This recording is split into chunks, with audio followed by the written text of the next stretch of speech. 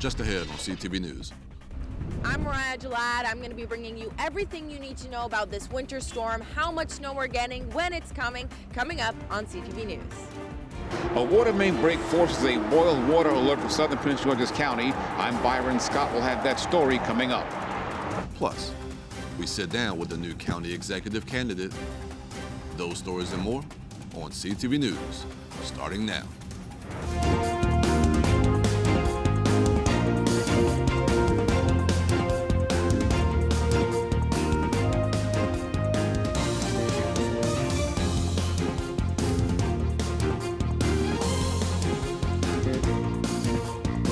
Good evening, this is CTV News for February 11th. I'm Michaela Noon. Thanks so much for joining us. Well, winter storm warnings are back in the county and all around the DMV. Mariah Jalad is giving us everything we need to know about the weather warnings. Mariah? That's right, Michaela. We're back in winter storm mode in the county and all across the DMV. Some parts of the area could be seeing half a foot of snow in the next couple of days. And of course, that could cause some issues on your commute. But we're here at the Department of Public Works where you can see the trucks are filling up with salt, getting ready to treat those roads. And they've actually been preparing to do that since earlier in the week.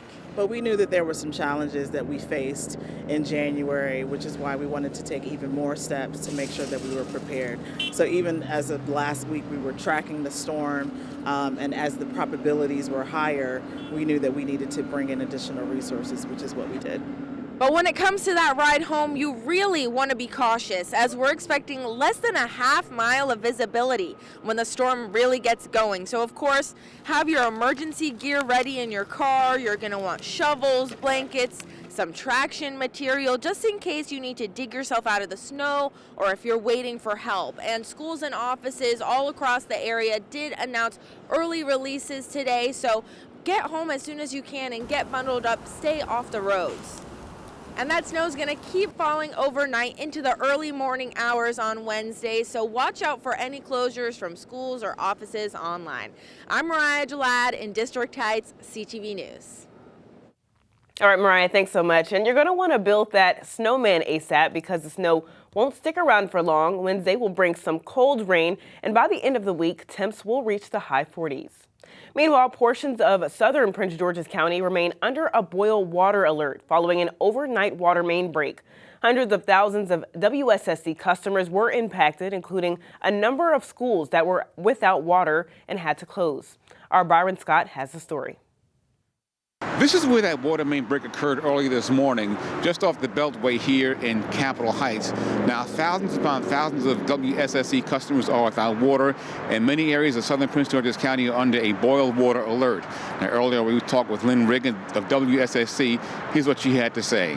So it was a 54-inch diameter water main that broke in the area of 1 o'clock this morning. So in a little bit of a off the beaten path area, if you will, and obviously it was dark, so it took some time to figure out exactly where it was. You know, water wasn't spilling onto the road where people could see it. It wasn't in a neighborhood. So when they're out of the way like this, it just takes time to find. Now that we've located the broken water main, we've gotten the water off, we are soon going to see the system refilling with water. So there will be water in the system. Customers will have water. However, there is a boil water advisory in place for portions of southern Prince George's County that are south of Pennsylvania Avenue, that are also some communities to the north and to the east as well are impacted. So if you're in the impacted area, it is very important while this boil water advisory is in place to follow these guidelines. If you're going to use water for consumption, bring it to a rolling boil for 1 minute,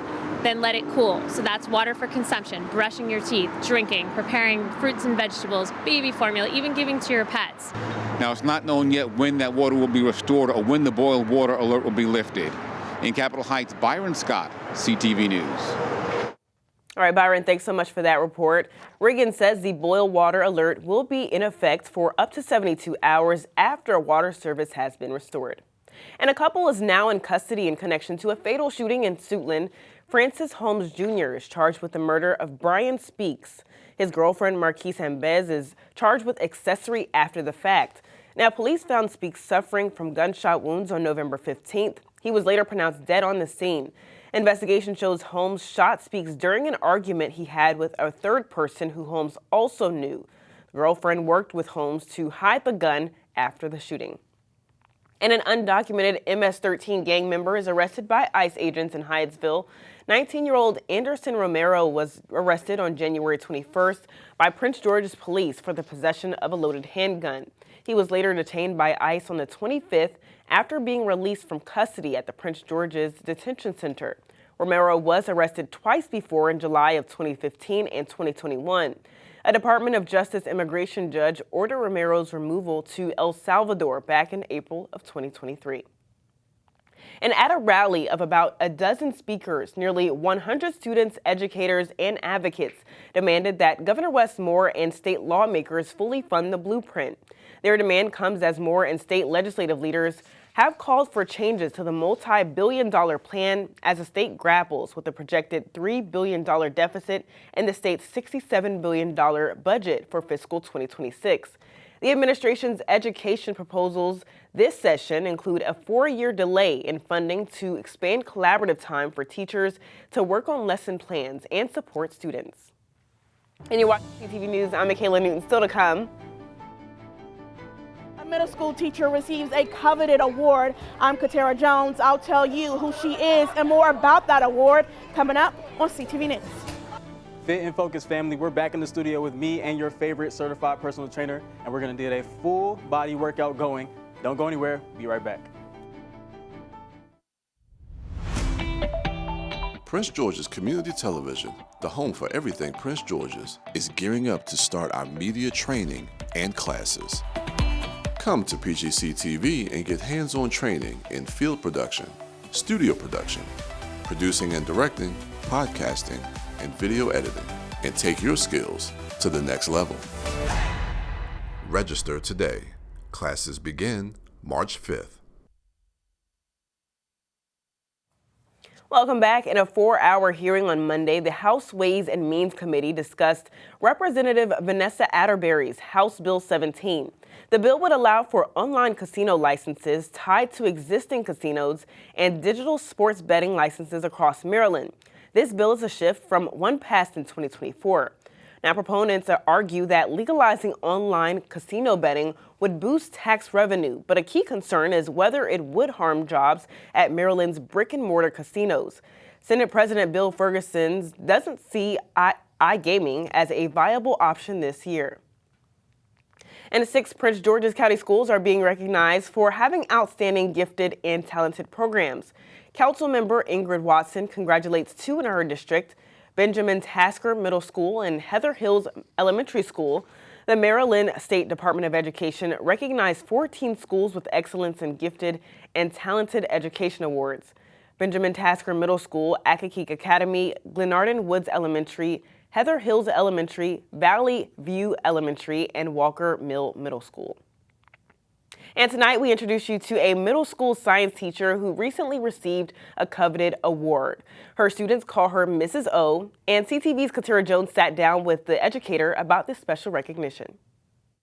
Just inside this classroom here at Kenmore Middle School is one of Mrs. O's 7th grade science classes. The educator was one of more than 100 teachers to receive the Presidential Award for Excellence in Mathematics and Science Teaching. My immediate reaction was, I was numb because I was just overly too excited, like, is this real? Well, the recognition is real. And in fact, it was a colleague from another school who nominated Mrs. O for the prestigious award, which is one of the country's top honors for teachers in the STEM field. I believe that every child can learn and make progress, and I connect with my students that way because I believe students learn differently. So they've come up with their own learning. Mrs. O strives to keep students engaged in their daily lessons. When a new topic comes up, she encourages her students to share what they don't know about the subject. But as their knowledge of the topic grows, they also get to share what they have learned.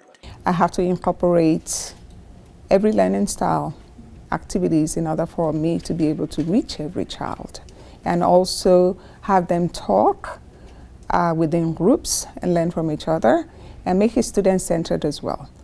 so that their focus is not only on me, but what they bring into the table when they're learning. Did you put the title? Put the title while you're waiting for that. Mrs. O spent almost 8 years working as an educator. Then she left teaching. But once a teacher, always a teacher. And with the knowledge of the educator shortage within PGCPS, Mrs. O felt a pullback into the classroom and returned to Kenmore Middle School last October. When I go around and see the way the kids were in the beginning and how they are now, they're calm, they're settled, they're learning, I'm like, oh wow.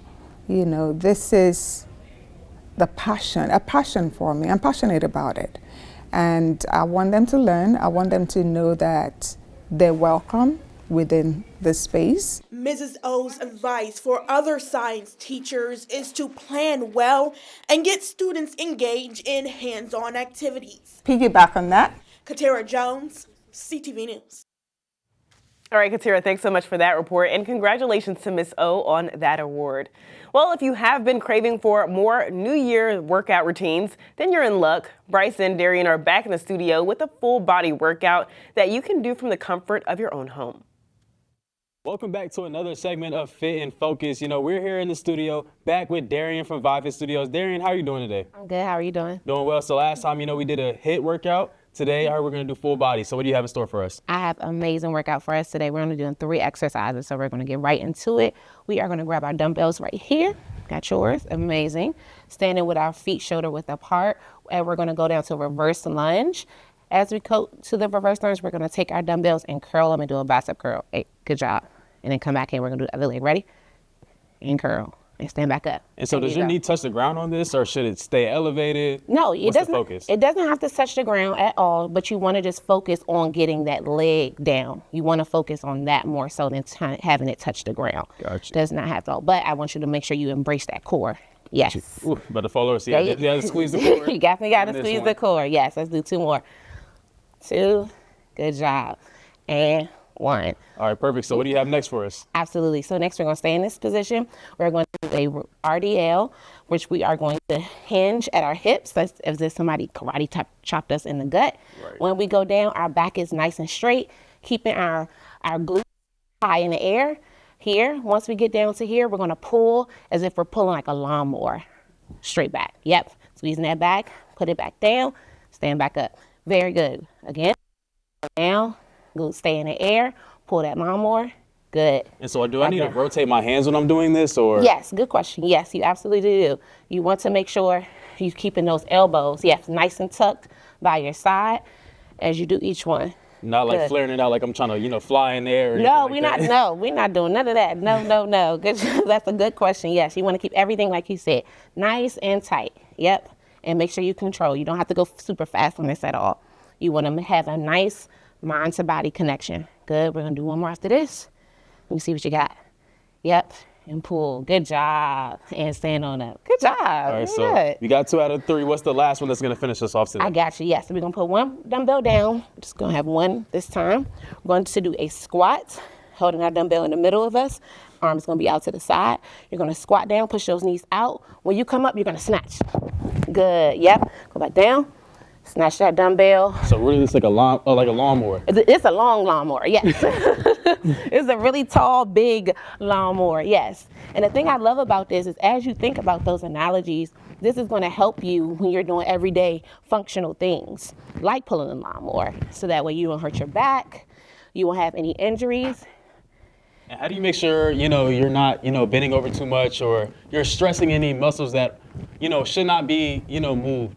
Absolutely. So you want to make sure that you are pushing through your heels as you go down. When you come up, squeeze everything and bring those hips right back to you in the front. Yep. Good job. Darian, thank you so much for joining us again today. Absolutely. You can find Darian on Instagram and TikTok at Vive Fit Studios. We're going to send it back to you at the desk. Let's get fit and focused in 2025. Let's go. All right, guys, thanks so much. And if you missed any of the previous Fit and Focus sessions, you can head over to our YouTube channel, PGCTV Online, to catch up on what you missed. And so to come on CTV News, we're bringing you exclusive one-on-one interviews with candidates for Prince George's County Executive seat. After the break, we speak to Jonathan White on his goals if elected. We'll be right back. Listen up. It's the fourth quarter. You're almost there. Your boys just turned 18, but they need one more push. Don't let them forget to register with the Selective Service System. It's required by law, and if they don't register, they'll miss out on many important federal benefits. Parents, teachers, coaches, say it with me. SSS.gov. SSS.gov. Let's get them registered today.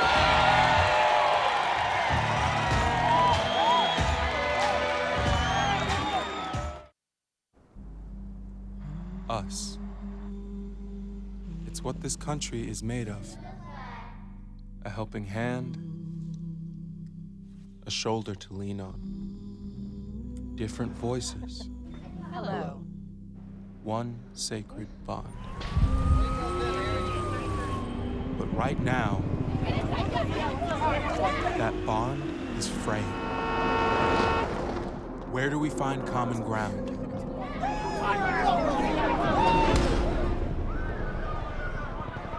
How do we get back to us?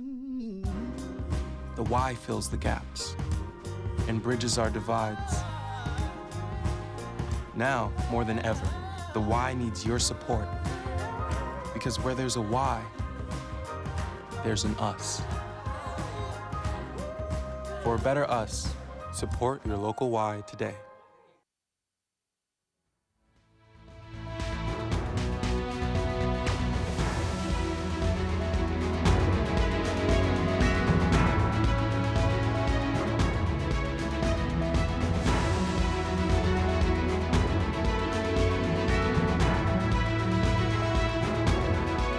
The special primary election for the county executive seat is just 3 weeks away. In the next coming week, CTV will bring you exclusive interviews with each of those candidates. And joining us in the studio today is candidate Jonathan White. Mr. White, thanks so much for joining us. Thanks for having me.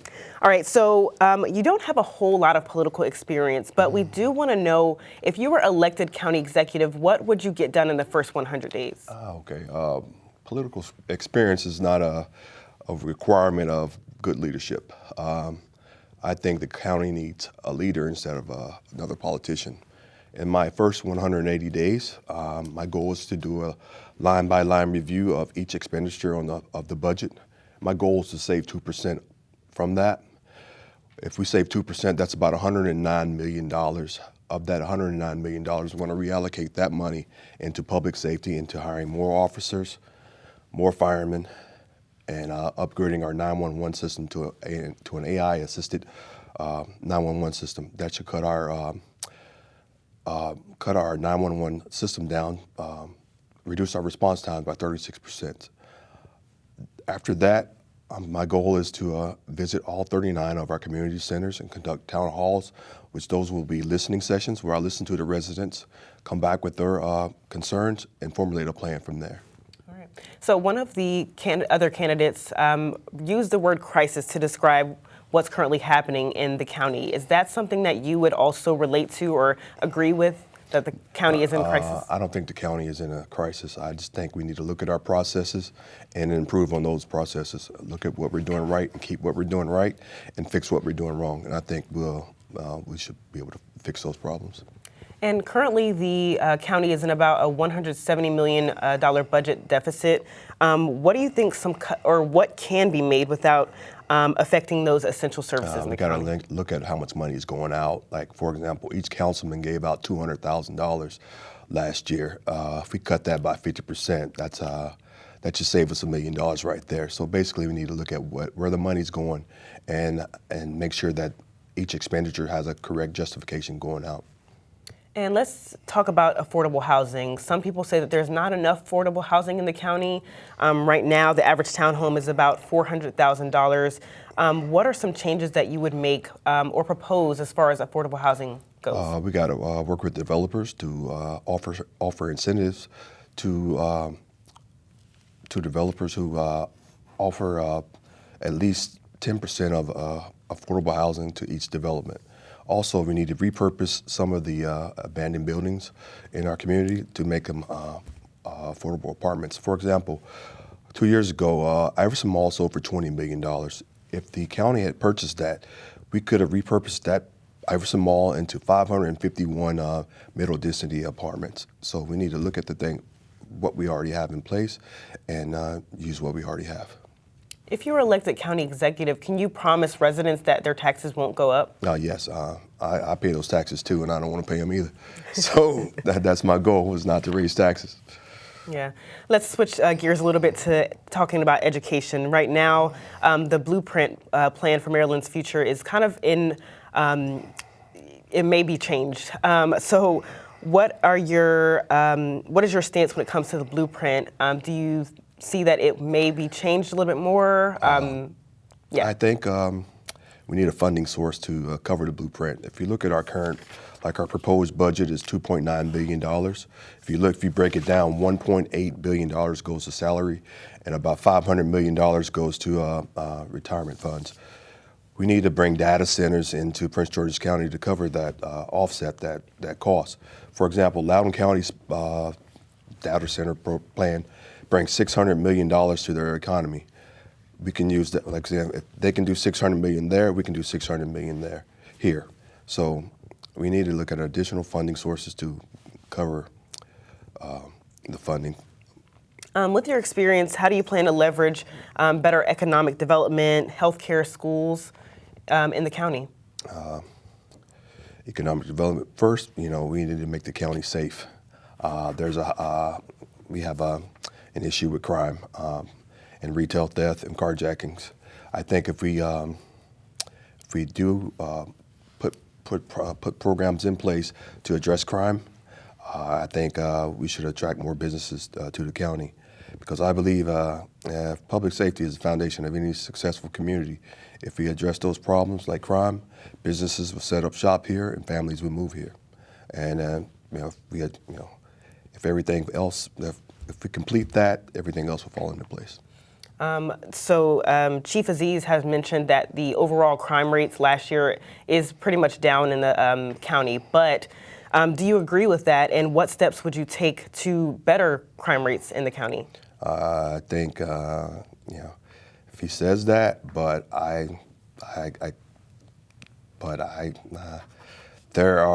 crime is still going on.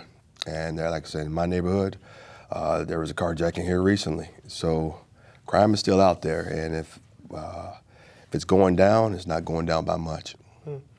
Right now, immigrants represent more than 21% of people in our state's workforce and have a significantly higher labor participation rate than U.S.-born Marylanders, which is critical given that current low unemployment rate and high vacancy rate for jobs. But what are your thoughts currently on the county's workforce? Like I said, I did a search last night on Indeed. There's over 60,000 jobs available here in a 24-mile radius of my zip code. So there's jobs out there. We just got to take advantage of them. The majority of the county's budget goes to education, but still in the county, kids continue to lag behind when it comes to math, science, and reading. Do you have any plan as far as working with the state's Board of Education to improve those? Yes, my goal is to use our 39 community centers in Prince George's County to offer after-school programs that focus on STEM. Right now, the FBI building is currently in jeopardy. What are your plans as far as keeping the FBI building in the county? We have to work with our state leadership and our federal leadership to come up with a plan to keep it here. That's it. Mr. Wright, thanks so much for joining us in the studio today. Thank you, appreciate it. All right, the special primary election will be held on March 4th. Make sure to tune in tomorrow as we introduce another candidate, Albert Slocum, only on CTV News. And so to come on CTV News, it's time for this Tuesday Sports Page, and we're talking hoops. Don't go anywhere.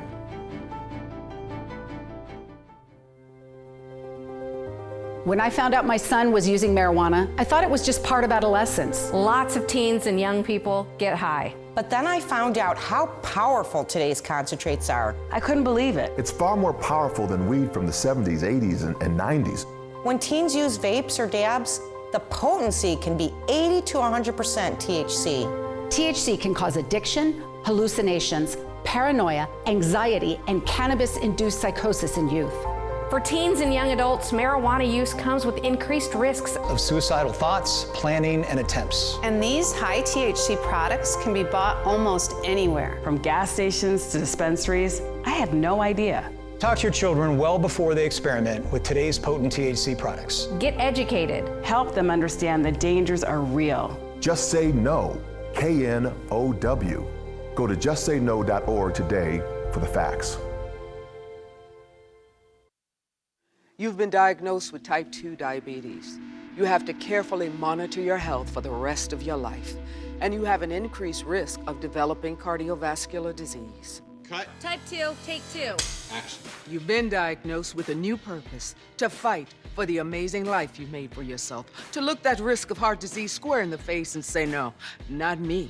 You've been given a new opportunity to live. Get started at NoDiabetesByHeart.org.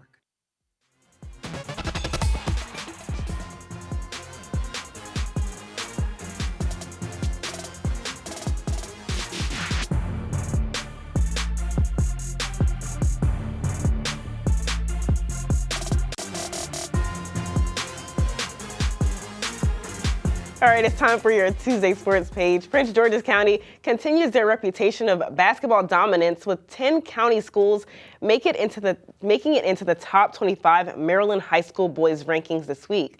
DeMatha claims this week's #1 spot. Mount Zion Prep holds on to their #6 spot from last week. Largo moves up from 11 to 9. Bishop McNamara enters the top 25 at #14 after not being ranked last week. Right behind them is Riverdale Baptist at 15. And Clinton Grace not too far behind at 17, with Springdale Prep on Clinton Grace's heels at 18. Prince George's Christian takes the 20th spot, and Flowers and Wise round out the rankings at 24 and 25 following the Pumas' losses last week to Flowers and Eleanor Roosevelt. And sticking with hoops, the Wizards failed to get back into the win column last night as they drop a third game in a row, this time to the San Antonio Spurs. The Wizards' defense surrendered 31 points, 15 rebounds, and 5 three-pointers to Spurs star Victor Wembanyama. The Wizards will take on the Pacers tomorrow when they try to get a win before the NBA All-Star break. And wrapping up sports, the Washington Commanders are full steam ahead this offseason, trying to make moves in free agency that will help build on their best season in 3 decades. The Commanders will try to lure some marquee free agents like Cleveland Browns defense lineman Myles Garrett and Cincinnati Bengals wide receiver T. Higgins this offseason. Garrett won Defensive Player of the Year in 2023, and Higgins totaled over 900 yards in 4 of his 5 seasons so far. And let's get a look at our 3-day weather forecast. Tonight will be under a winter storm warning until 7 a.m. Tomorrow it's going to be in the mid-30s. We have a 70% chance of snow, then rain and sleet is likely. Thursday we have a slight chance of showers. We'll have a high of 50 and a low of 30. Friday is going to be nice and sunny with a high of 39. And for our community calendar, tomorrow evening, the Largo Kettering Branch Library will be hosting a job seekers club. So bring your laptop and drop in for the workforce session to gain assistance with filling job applications, resume building tools, and training resources. This session is from 5:30 to 6:30, but for more information, contact that number right there on your screen. That's all the time we have for CTV News. Thanks so much for joining us. We'll see you again tomorrow. Be safe out there.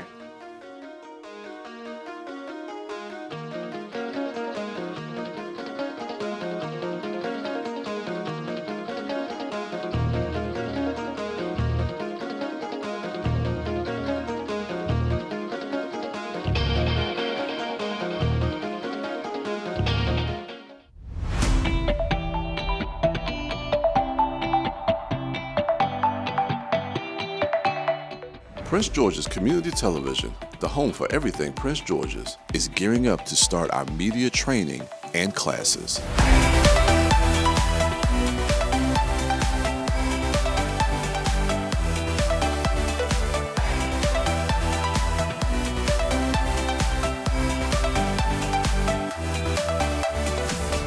Come to PGCTV and get hands-on training in field production, studio production, producing and directing, podcasting, and video editing. Classes begin March 5th.